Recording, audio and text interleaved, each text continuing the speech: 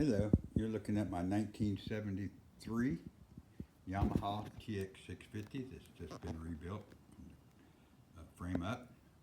Everything's been painted, new tires, new mufflers, new headers, new filters, carburetor's been gone through, the top end, the lower end clutch plates, all that stuff.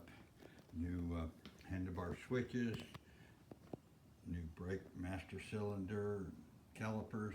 As you can see, it's got 17,099 miles on it.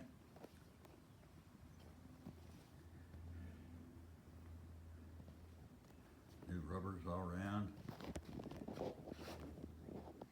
Here we go. I'm gonna crank it up for you. I'm gonna turn the gas on. Give it the choke.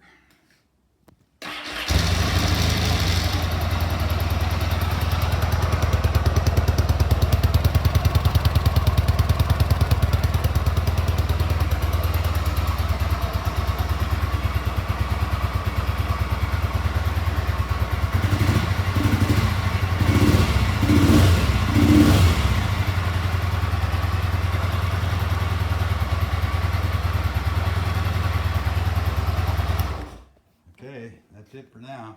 Be posting on eBay soon. Thank you.